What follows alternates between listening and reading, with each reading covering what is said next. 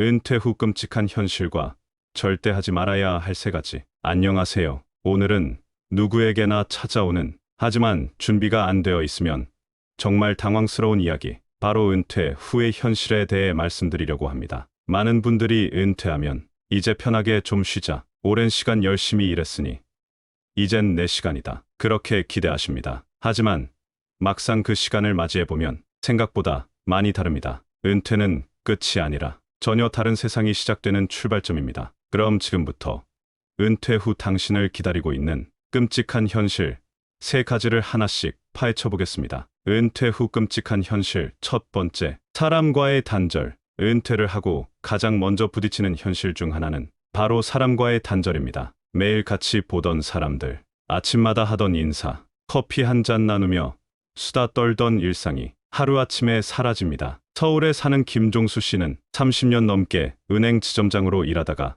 은퇴한 후 이젠 진짜 여유를 즐길 수 있겠구나 생각했답니다. 하지만 시간이 지날수록 전화할 사람도 없고 만날 친구도 점점 줄고 혼잣말을 하는 시간이 늘어났다고 해요. 처음엔 편안함이었지만 그게 반복되다 보니 외로움이 되고 결국 우울증 진단을 받고 치료까지 받게 됐다고 합니다. 이런 일, 남의 일 같지 않습니다. 우리 누구에게나 충분히 일어날 수 있는 일입니다. 은퇴 후 끔찍한 현실. 두 번째, 돈에 대한 불안감. 연금이 있으니까 괜찮겠지, 그렇게 생각하실 수 있습니다. 하지만 현실은 그렇지 않습니다. 고정적으로 나가는 생활비는 그대로인데 들어오는 돈은 확 줄어듭니다. 갑작스러운 병원비, 예상치 못한 경조사, 차량 유지비, 손주 돌잔치. 정혜민 씨는 66세, 전직 중소기업 회계팀장이었습니다. 은퇴 후 연금과 퇴직금으로 넉넉히 살 수 있을 줄 알았지만 매달 예상치 못한 지출이 반복되면서 심리적인 압박감이 커졌다고 합니다. 급기야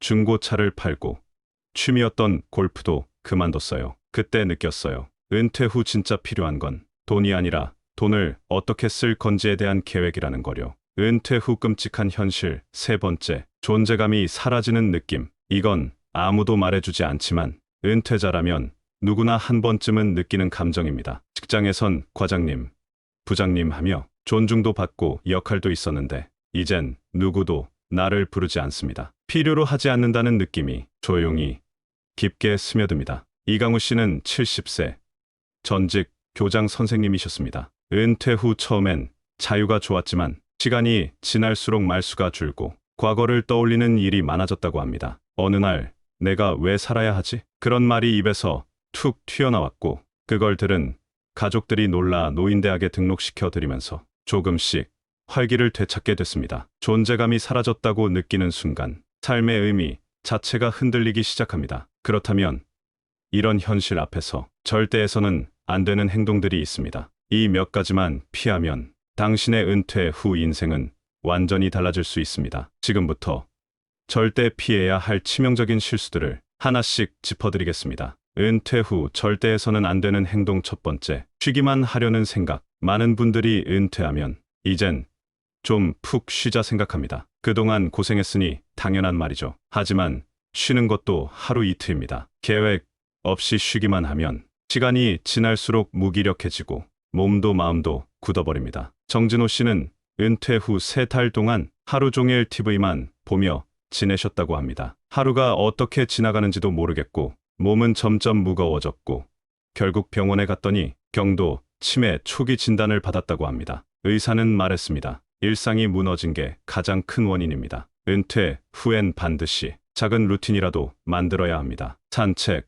운동, 글쓰기, 동호회, 무엇이든 좋습니다. 몸과 마음이 움직이게 해주세요. 그게 바로 나를 지키는 방법입니다. 은퇴 후 절대 해서는 안 되는 행동. 두 번째, 자식에게 기대는 마음. 부모 입장에서 그래도 내 자식인데 그런 기대 당연히 생깁니다. 하지만 요즘 자식들도 자기 삶 챙기기 바쁩니다. 직장, 육아, 대출, 불안정한 고용. 마음은 있어도 현실적으로 여유가 없습니다. 이상철 씨, 70세, 은퇴하고 혼자 지내기 싫어 아들, 부부와 함께 살기 시작했습니다. 처음엔 외롭지 않고 좋았지만 생활 리듬이 맞지 않으면서 사소한 말 한마디에도 오해가 생기고 점점 어깨가 움츠러들더랍니다. 결국 스스로 결단을 내렸습니다. 근처에 작은 오피스텔을 얻고 나와 혼자 생활을 시작했죠. 이젠 조용히 책도 보고 저녁엔 내가 먹고 싶은 거 해 먹어요. 가끔 손주가 놀러 오면 더 반갑고 무엇보다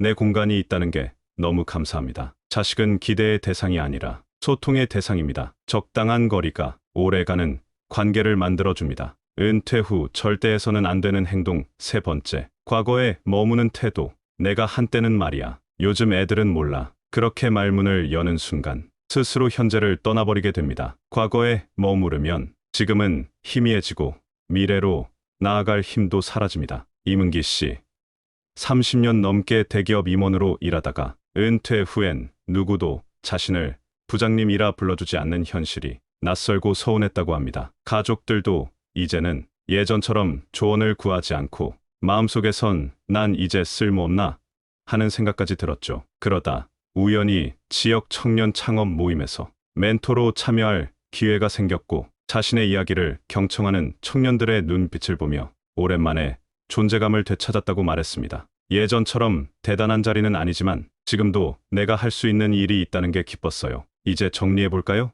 은퇴는 끝이 아니라 새로운 시작입니다. 그 시작을 어떻게 여느냐에 따라 삶은 완전히 달라질 수 있습니다. 하루하루 무기력하게 흘려보낼 수도 있고 새로운 루틴과 의미로 채워갈 수도 있습니다. 그 선택은 우리에게 달려 있습니다. 쉬기만 하지 마세요. 작은 움직임이 삶을 살립니다. 자식에게 기대지 마세요. 적당한 거리가 관계를 지킵니다. 과거에 머무르지 마세요. 지금도 우리는 충분히 멋진 삶을 만들 수 있습니다. 당신은 아직 무언가를 이뤄낼 수 있는 사람입니다. 지금부터 진짜 당신만을 위한 시간이 시작됩니다. 오늘도 건강한 하루 보내시고요. 구독과 좋아요로 행복한 하루 이어가세요. 사랑합니다.